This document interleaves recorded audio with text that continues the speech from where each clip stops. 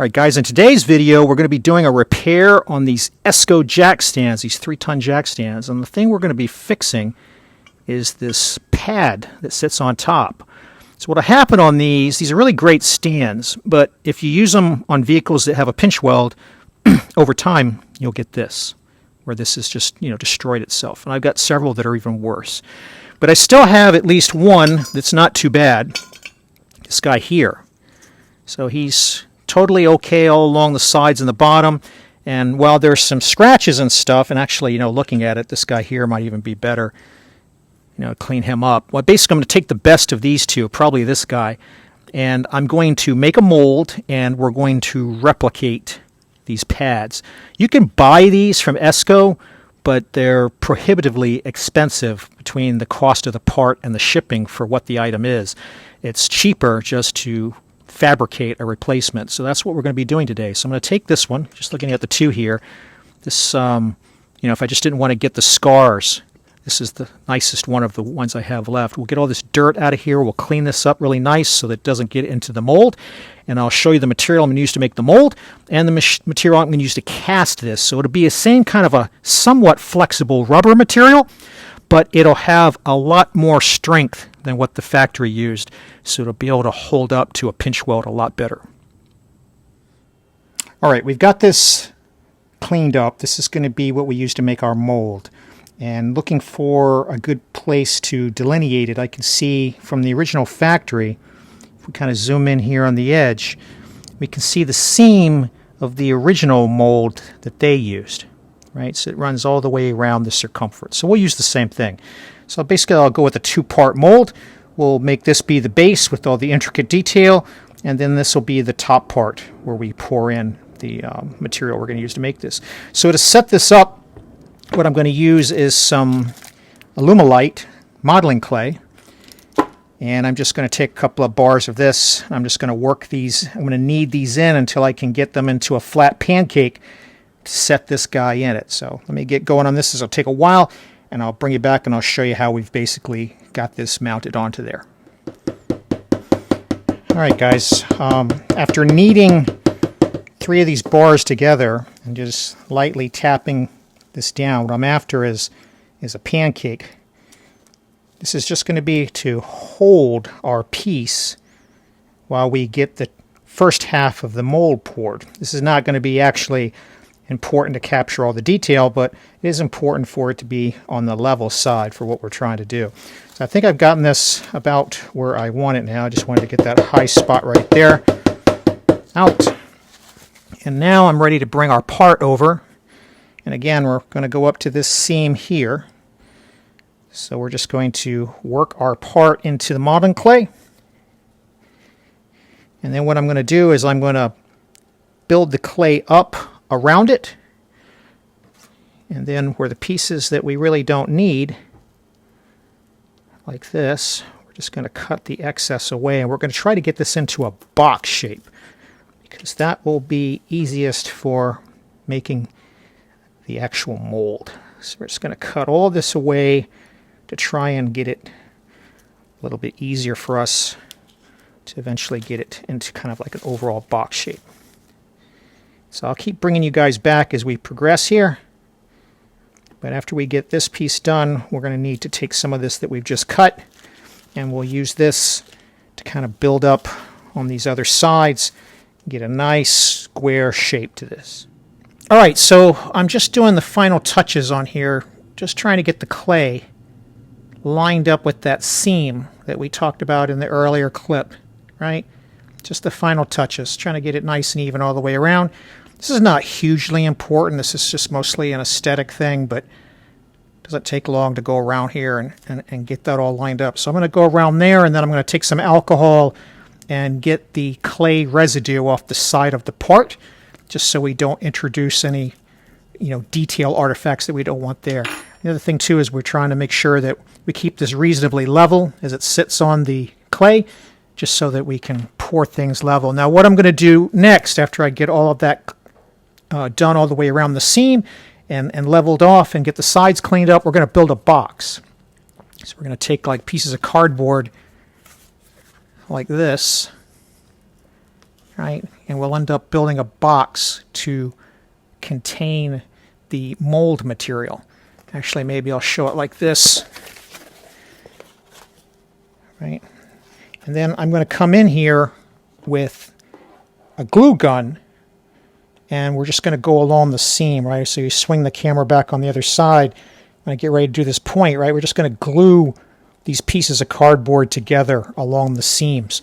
So that's the next step. I'll bring you guys back when I get to that point, but that'll give us a box that we can use to hold the top half of the mold. So we're going to make this box. We're going to fill it up with some material just above this nub. This nub will end up being what I choose to pour the black material in when we get ready to make a duplicate of this part. We'll bring it up to that level, and then we'll flip this over and remove the clay and make the second half of the mold. But let me finish cleaning this up, making the box, and we'll come back. I'll show you that, and we'll show pouring it. All right, guys, this is where we're at with our little box. All the sides are glued in each four corners, and then we've gone in and taken the clay and sealed up the seams to prevent any of the mold making material from running out. The next thing we're going to do is I'm just going to you can take any tool you want. I'm just going to use this drift, and we're going to make some indentations in the clay. And what this is going to translate into is like a guide for the two halves of the mold when we're all done.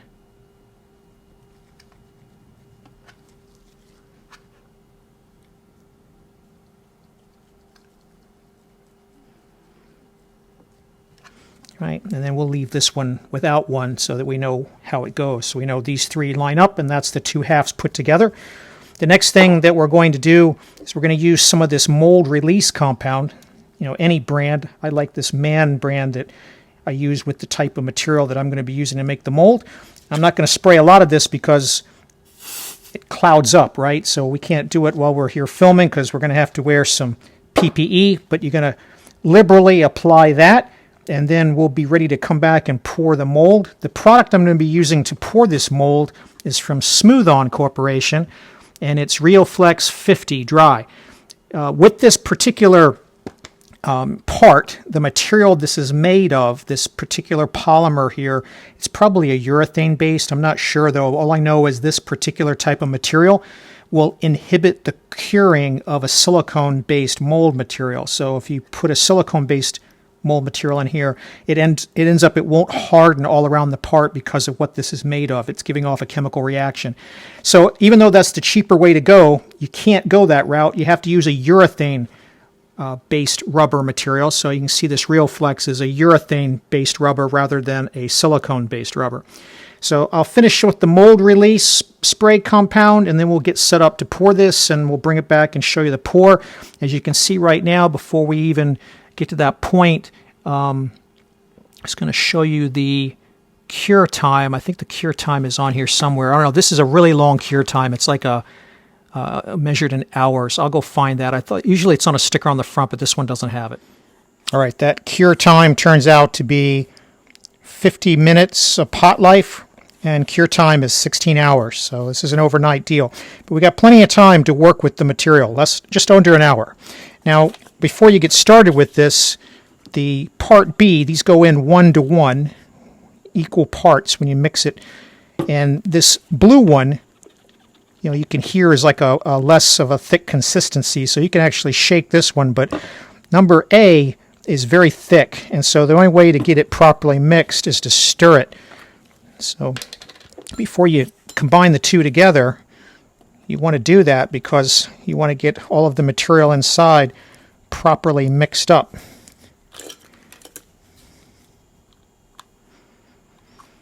And we're probably going to need every bit of this, so we don't want to throw any of it out. This material here is on the clear side. So just take a chopstick, nice clean chopstick. You can see it's got the consistency of honey. So we're just going to go stir this one up all the way, get everything on the bottom mixed in, and then just for grins, we're going to do the same thing on part B here, and then I'll bring you back as we combine this and pour it. All right, we've got our materials mixed and ready to pour, but we got one last thing to do over here. So we take our brass drift again, and we use it to wrap some light cardboard around to make a spout. Just tape it up so that it's all sealed up. I'm just trying to work it off of the... So we end up with something like that, just a rolled up piece of thin cardboard. We take another piece of cardboard, we take our X-Acto knife, and we cut a small plus kind of slit in it. See if we can get this guy to go through there without deforming too much. And then what we're trying to do here is we're going to bring the level up past this little nub, but this nub is going to be, you know, in the original one it's all round here. On ours it's going to end up getting cut off square, because what we're going to do is something like this, where we just push it up against that nub and we use this piece of cardboard to hold it steady, and then we're going to pour along both sides, right? So I'm just going to do a couple of adjustments here, get in there with a flashlight, make sure this guy is where I want him, and then we'll get started. All right, just shine the flashlight here. You can see what I've done. So I've put that on top of our nub, and then when we fill the mold making material in, we'll remove this, and this is going to leave us a hole to pour in the material that we're going to make the part out of. So at this point, we are ready to do our pour. I'm going to start off with 10 ounces, so it's 1 to 1, so it's going to be 5 and 5 in each of these cups. So we'll start with our really thick stuff first.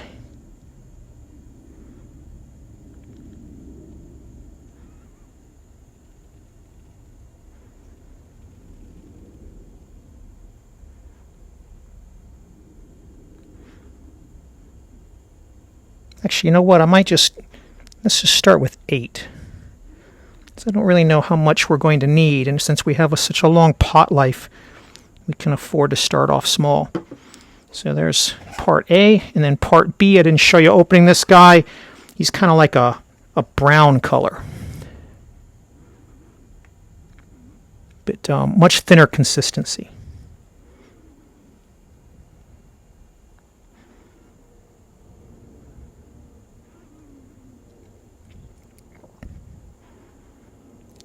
You definitely want to wear gloves with this material, and you should wear some laboratory type splash goggles, but as long as you have some cross ventilation, there's no need to wear a mask with this particular material. That's based on the manufacturer's information, which I believe is right here, just in case yours is missing it. And so when you take a look at the safety data sheet, right, hand protection, eye protection, respiratory protection is not required as long as you have local exhaust. And so we're working out in the open here, an open garage, so we're going to be fine. All right, so now what we're going to do is going to mix part B and part A.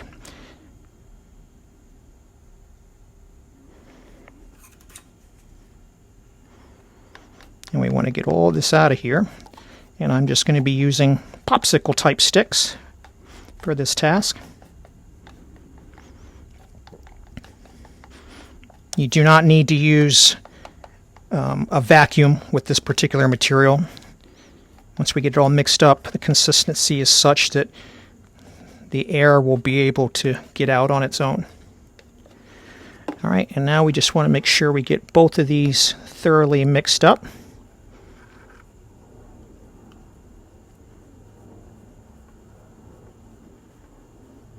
You want to make sure you scrape the sides, scrape the bottom. It's kind of harder to see when this type is mixed up.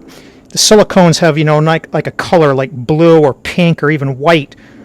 This material is a lot harder to tell when you've got it. So you just got to kind of make sure you mentally know you've scraped everything.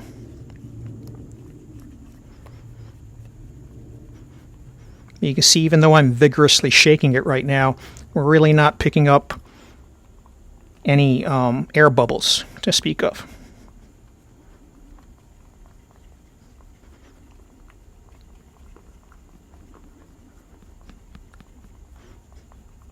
Just kind of zigzag along the bottom here, and then let's go ahead and pour this first part.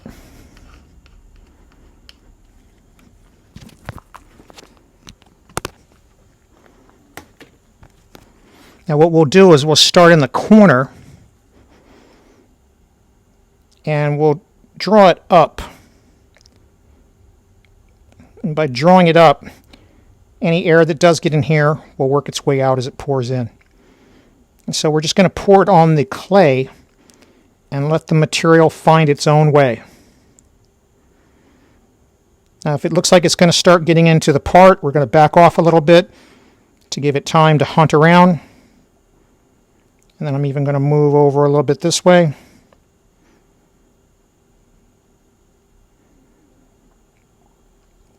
You can see she's working around the front corner there. Come back over on this side.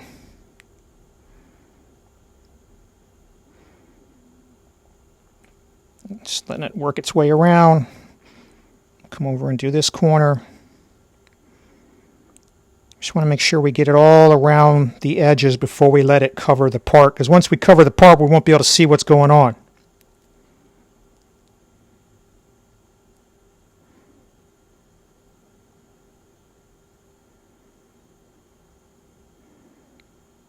Okay, so now we've got it all the way around the outside edges. Now I'm going to go ahead and keep doing the same thing, but we'll let it overflow into the part itself.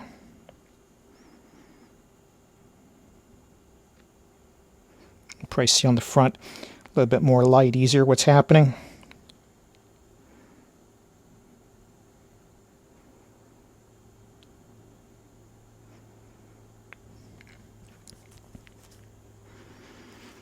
And then similarly, when we were mixing it, whoops, we knocked our little spout down. No harm done. What I was saying is I wanted to come up here and make sure that we scrape every last bit of this material out. It's pricey, so you want to make sure you don't waste any of it.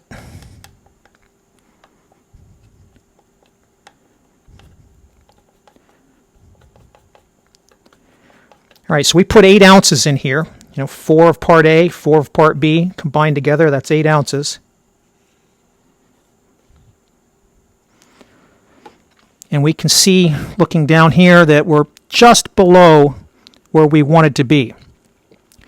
So what we're going to do is we're going to add a few more ounces. I think just looking at I think I'm going to try adding maybe 4 more ounces, 2 and 2, just to get us up past where you can't see the black. That's all we really need to do, where we can't see the black. So I'm going to go ahead and top it off, and I'll bring you guys back when we get this done. All right, so I got a rubber band here on the outside just to kind of give some more force and rigidity to our cardboard box, just in case there's any expansion during the curing. And you can see we've got the level up just above the nub, and this little smokestack deal here, when we pull it out, it'll leave us a place to pour for this part of the mold. This will end up being the top part of the mold. And then when we get this dried up and cured, we'll flip it over and do the bottom half. 12 ounces total for this first half, and I think we'll have enough left to do the other side where all the detail is. So we'll come back to this in a day and a half when it's fully cured. All right, it's the next afternoon, guys. Let's go ahead and kind of disassemble everything. In hindsight, I probably should have put a little bit of the mold release on our little smokestack deal here, but I think we can work it loose.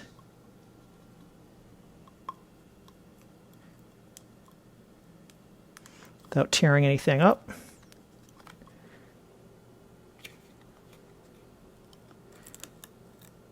There we go.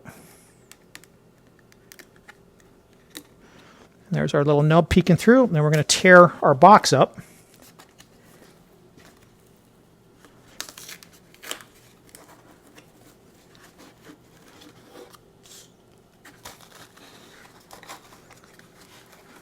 Let's fold this off of here.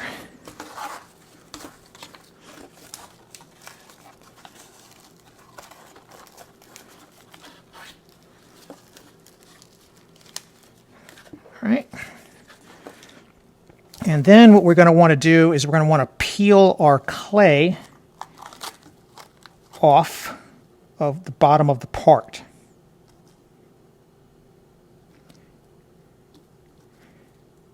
Just peel it right off. Because of the mold release compound, it should come right off.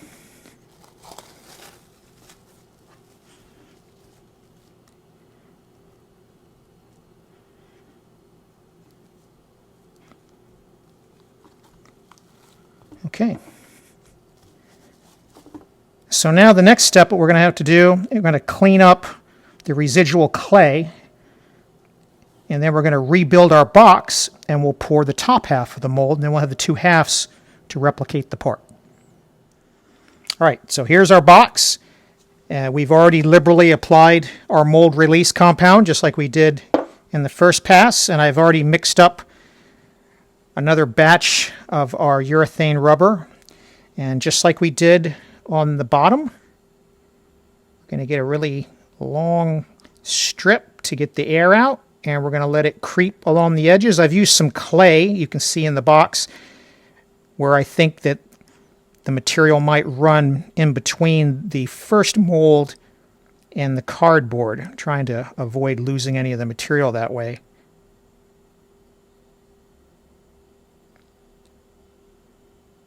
Just going to creep around. Make sure we get it all around the edges.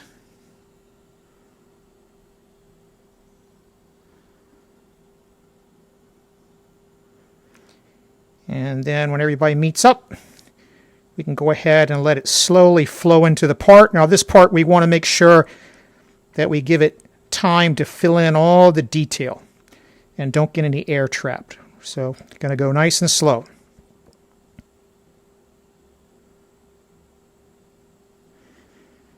And what I've got here is 8 ounces of material. We'll see if that's sufficient. If not, we can go a couple more. It looks like this might be good enough.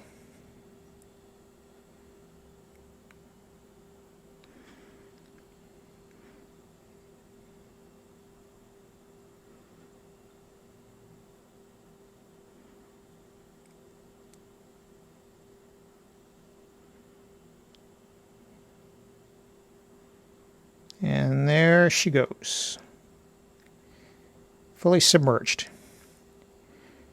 Okay, so we'll go ahead and pour the rest of the material in. And then just like with the other side, now what I'm watching for just over here is we can see one of the little nubs we made. I wanted to make sure there's sufficient depth to cover that. And it looks like there is. We'll let it set up again for another 16 hours. And I'll bring you guys back when we demold it. All right, it's the next afternoon. Let's tear the box down for one last time.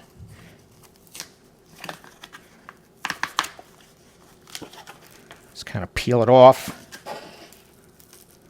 And some places we have a little bit of runoff, so that's where we've got this going on, where it has slipped down between the cardboard. So in these kind of situations, you just want to go a little slower so you don't damage the mold.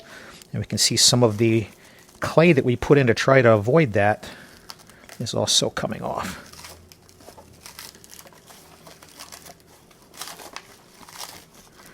All right, one last side.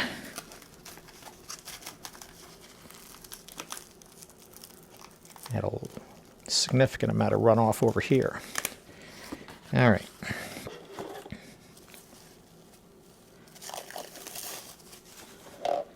So now what we'll do is we'll separate the two halves. And so this is where the mold release compound comes in. So as long as we don't have the runoff sticking together. Oops. Yeah. Collateral damage. Everything should separate nicely. And this is kind of like how it would go when we separate our actual part. So we can see, I can see just a little bit of residual like moisture on here, which is just a sign that we put a little bit too much of the mold release compound. That's no big deal. We can clean that up. And now we can extract our part from the bottom half of the mold, the first piece we did. Come on. Boom. Okay, so we'll clean our part up, get all the clay residue off, and we'll clean up the clay residue from these two halves that we've got. But where we'll end up is, after I clean this up, we'll be ready to fabricate the replacement part finally, because we have a mold now. And so there's our 3 alignment pins. And so what we'll do is, after we get everything cleaned up, We'll seal it up like this, and we'll pour our material in here, and we'll replicate this part. And what we'll be using to do that is this material here, also from Smooth On. So PMC 790. So this is a material this is an industrial rubber compound. So this should give us something that is similar to this, but more resilient, so that it doesn't split out and fall apart like the original one. If you remember in the beginning of the video clip, I showed how these tend to get cut in half by a pinch weld when you use them on a vehicle with a pinch weld. So I'm hoping this material will hold up better than what the original manufacturer used. And then we'll also tint it with this product, black color tint. So this will be clear like one of the parts that we used in the RioFlex.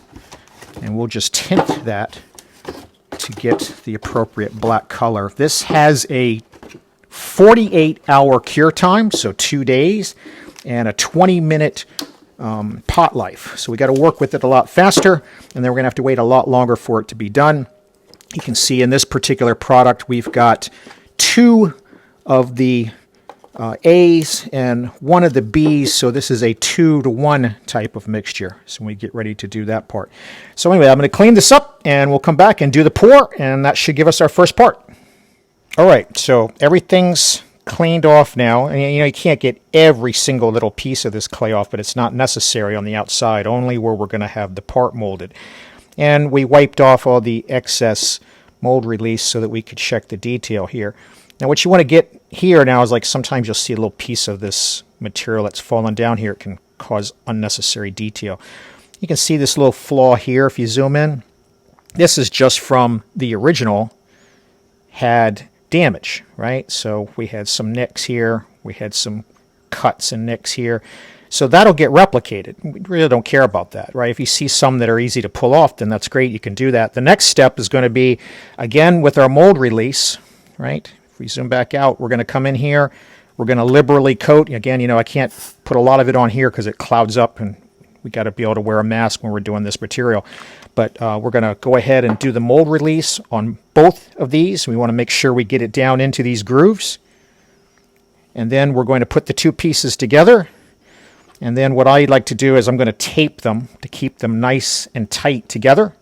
Right? So we'll run tape here and here, here and here. I'll show you that when we're done. And at this point, we're ready to pour in our new material. So we're going to get our chopsticks again, and we're going to go ahead and start stirring this material up, just like it says on the caps, right? This one here is, I think, the thicker type. Let me check.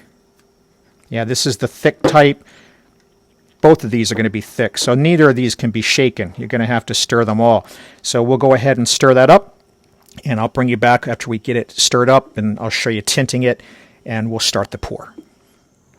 All right, guys, we're ready to pour this. I did make some changes. Let me show you a couple of things before I show you the changes. So this material, this PMC 790, which is a liquid rubber type of compound, this is going to end up being like a clear amber color. So like I mentioned earlier, we're going to have to tint it to get our black.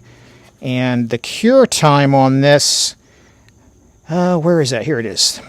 Cure time is going to be 48 hours. So we're going to have to let it sit for 2 days, and we're only going to have 20 minutes to work with it. So we're going to have to be a lot quicker. So once the 2 parts come together, A and B, we're only going to have 20 minutes to work with it. I've already pre-poured them. We've stirred up what's in here. We've poured out. We've taken our part and we've measured it out. 4 3/4, 4 3/4, 3/4 of an inch high. And so we've calculated out this as a cylinder. I'll put the formula for that down in the description. And we're just going to kind of ignore this nub and this base here and all of the space from these grooves, and we're just going to treat it as if it didn't have any of that detail. And that's going to give us, for this 2-to-1 ratio, what we're going to take is a little bit over 2.5 of part B and 5 of part A to give us enough to replicate this piece. Now what I did on the mold is I started to get concerned about, normally I use these types of materials for making gears, plastic gears, and so it's okay to pour them flat like this. What I started to worry about is if we pour this the way I had it, And as the material comes up, I started to worry about air getting trapped in this outer ridge. And I thought, well, we'll go back and modify the mold, and maybe we can put some kind of little vent tube holes in it, like here, here, here, and here. But what I decided to do instead is just to flip the mold and let gravity do that work. And what that required me to do is I mixed up an eighth of an ounce of our Rioflex, and I patched up the hole we had here. And instead, I took an X-Acto knife and I cut a new fill hole here and a couple of small ventilation shafts, if you will. So if we open this guy up, right, so there's a couple of vent shafts and a new pore hole. And I've already applied our mold release compound to this. And then just so we don't deform the shape of the part, just cut our piece out like this so that we don't put any pressure on that patch. So at this point, if I rubber band this guy up,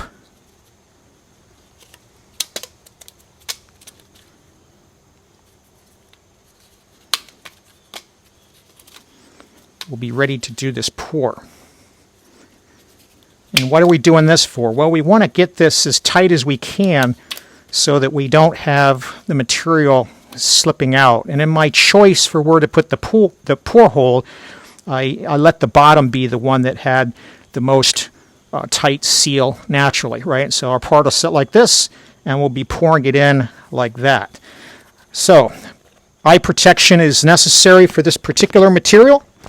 I think I showed you guys this last time. If we take a look at the safety data sheet, this is for part A. What we can see for part A is respiratory protection is not normally required as long as you've got adequate ventilation. We're sitting outdoors, we're fine. We need to wear hand protection though. You can translate that to skin protection, and we definitely need to use eye protection. And then for part B, very similarly, where is it? Here it is. Same exact requirements as part A. So gloves, glasses, and make sure you're in a ventilated area. You don't want to do this in an enclosed garage, for example. Now, before we closed up our mold, I mentioned we had to liberally apply our mold release compound so that when we extract the part, it'll come out okay. At this point, we're ready to pour this. So the next thing we're going to do is, if we do nothing, it's going to come out like a clear amber color, like a lighter version of this. We're going to take some black tint. These black tints, I think they mention on here, yeah, these always get applied into part B of whatever product that you're using. And so before we mix A and B, we're going to add a little bit of this tint. And we're going to try to get it to color match to our taste, but we basically want to get this pitch black. And that looks like it's going to be fine just like that. So we won't need any more of this. And we don't have any specific working time with the tint. Just want to get it mixed in nice and thoroughly.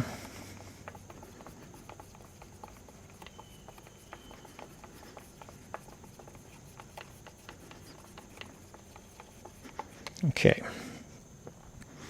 Now before we have an accident or something and we end up knocking these over, I'm going to go ahead and put the lids back on our materials.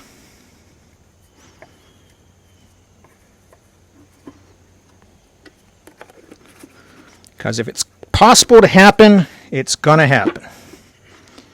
You can see this part A, as usual, is the one that's the thicker consistency. And the way we've measured this out, with us having 1 pound of material, or 16 ounces, we're going to have just enough to make 2 of these pads with this one trial size copy of this PMC 790. And we're going to end up doing that very quickly because the shelf life on this is very short. So we'll pour this, we'll let it sit for 2 days, we'll demold it, and then we'll immediately pour another one before this goes bad. All right, so at this point, we're ready to mix this stuff up.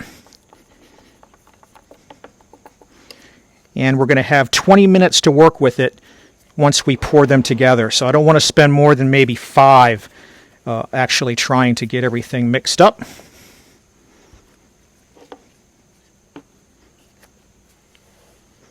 We'll actually use our little containers to also help prevent accidents.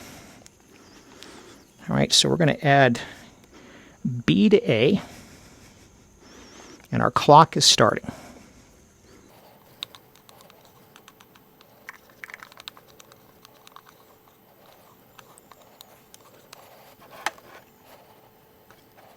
I'm going to try to make sure we don't spend more than 5 minutes on this step. Just like the Reoflex, we want to scrape the sides. We want to zigzag along the bottom. We want to make sure we get this fully mixed so we don't get any situations where we get parts that aren't mixed and then they don't cure.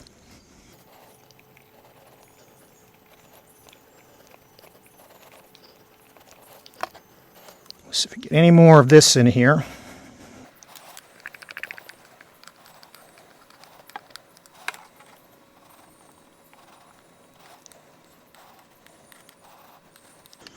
we'll clean up some of this other stuff later. And then just like we've done in other cases, we're going to get a very tall stream to get out the air.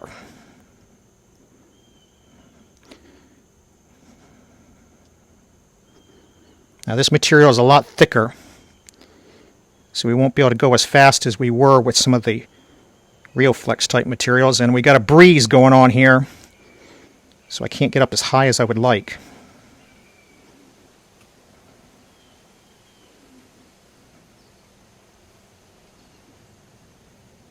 This should be fine. So by having these two little air vents I carved in here on either side of this pour, the air is able to escape through those. We don't have to worry about clogging this guy up.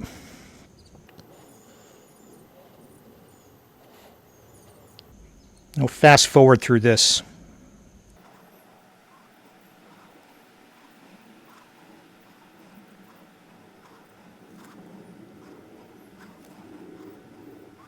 Keeping an eye on our time.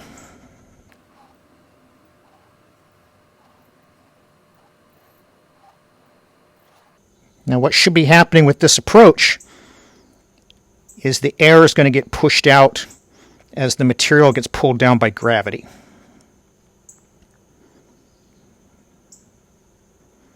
So we should get a really nice casting versus the original approach I was going to take.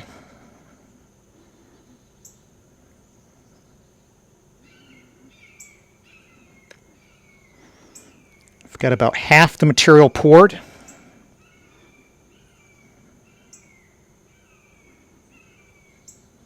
And we're about half into our pot life.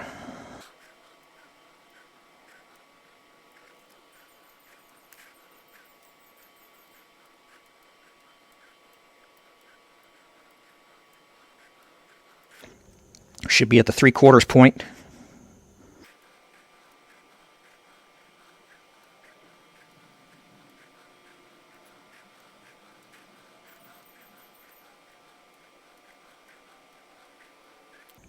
Should be getting near the top.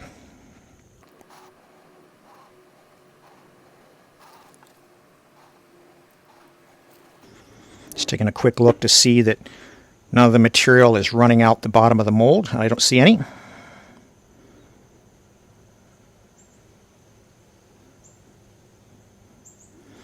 Okay, at this point, we should start to see the material coming back up these vent holes.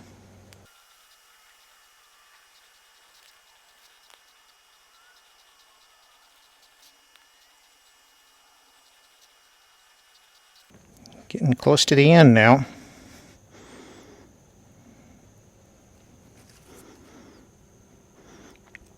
Unfortunately, as we get closer to the end of our pot life, the material is getting thicker.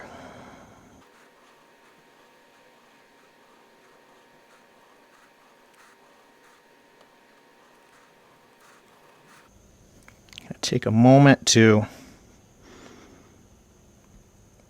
try to encourage any air to make its way to the top.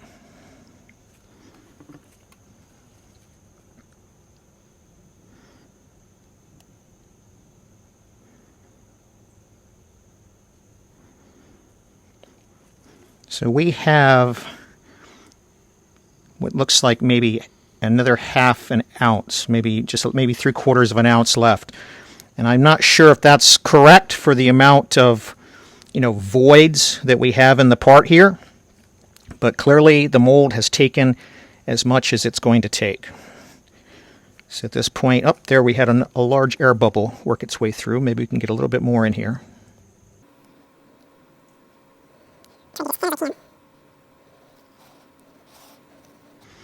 It's unfortunate that the pot life on this is so short because we really could use a little more.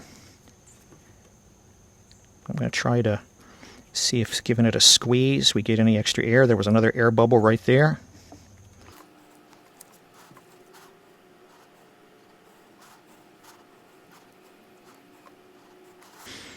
All right, at this point all I can do is hope that we have gotten all the air up and through. I was hoping to see some of this material percolate up through these vent holes.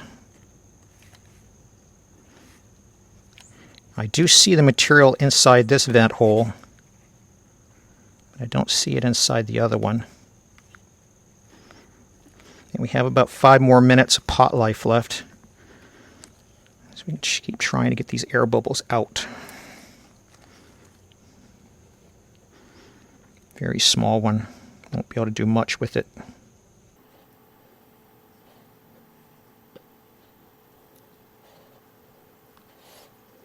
All right, guys, I think that's it.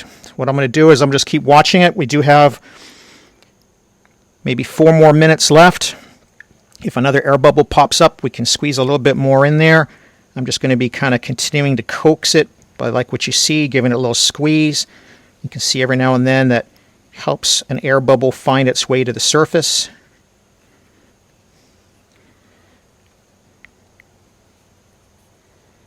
And then we're going to let it sit for the 48 hours and we'll bring you back and see how we did.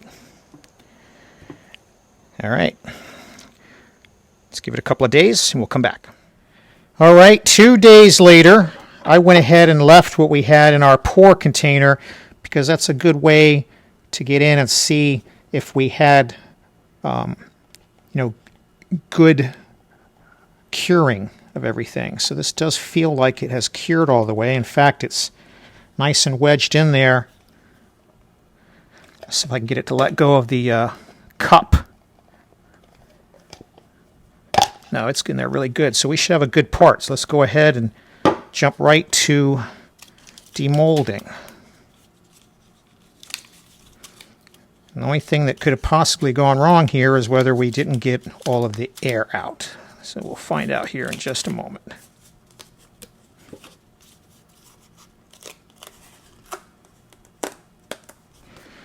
Okay.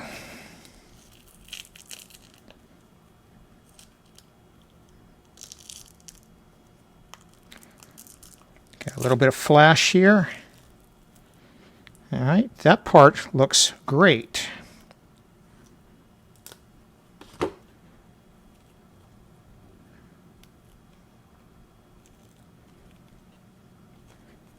Let's see if we can get it the rest of the way.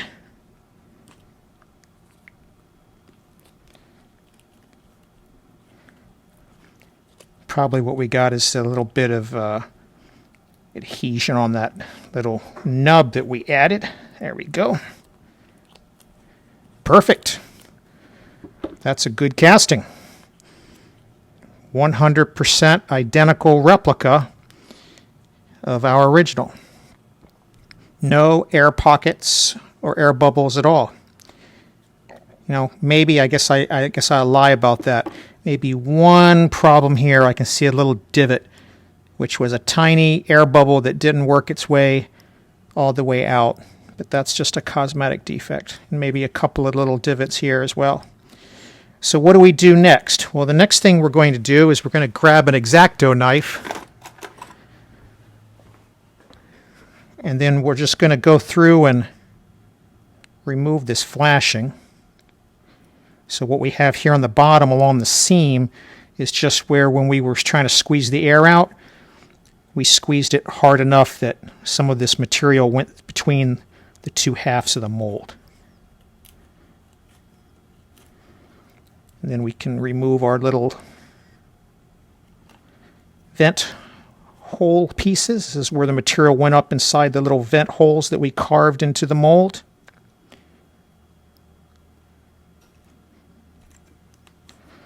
And then it's going to take a little bit more cutting to get our pour piece out. But I'm going to go ahead and keep trimming this up. This is really cosmetic, but just going to go ahead and do it, get all this flash off. And we can already tell, I can already tell that, so the original one had a lot more flex to it, right?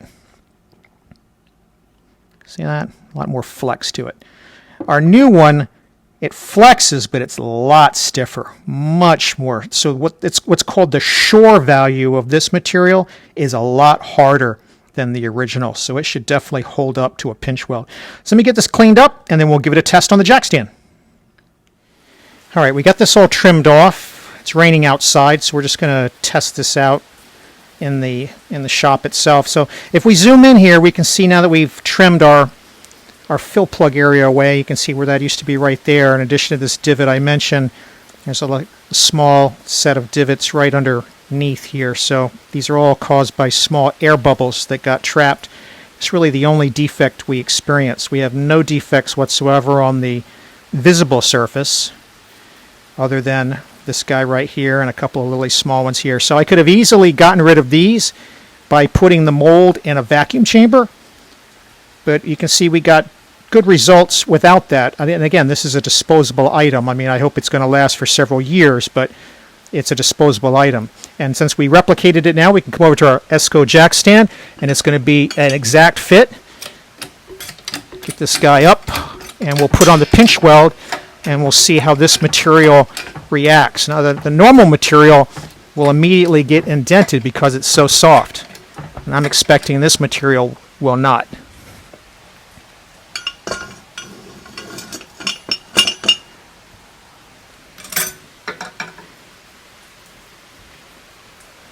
Slowly let the car down onto the pad. At this point, the pad's holding the full weight of the car. I got the idea for this material because when we use the jacks to put this up, you can get these little pads that go onto the jack. And this one's kind of worn, but it's definitely not split. It's worn more from the weight than the pinch weld cutting into it. So this is a very durable material, and this is what I aim to do for these jack stand pads. All right, so let's jack it back up.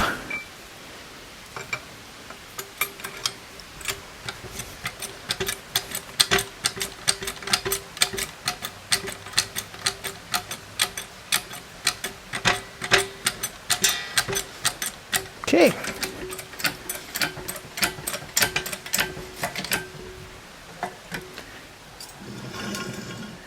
And so we can see now, yeah, you can still see where the pinch weld sat. In fact, it's wet because it's been raining here.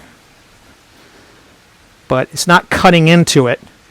And I think if we let this guy sit up even longer, sit him out in the sun, because it's just 2 days out of its curing, I think it'll hold up even better. So this is definitely better than what we would see on the original, right? Where it can cut through it just in an afternoon very easily. So I hope this helped you guys out with a way to fabricate a replacement jack stand pad. While I use the ESCO, it can be for any brand. It's all going to be the same type of material. And I think that it's much more economical than trying to buy replacements from the manufacturer. I'll put links in the video description for the materials I used if you want to try doing this on your own.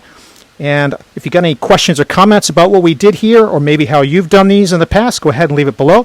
I'd love to hear. And if you have something I can help you with, I'll try to do that. And if you found this useful and it allowed you to do this yourself, pay it forward, hit that like button. I'd really appreciate it. And as always, thanks for watching.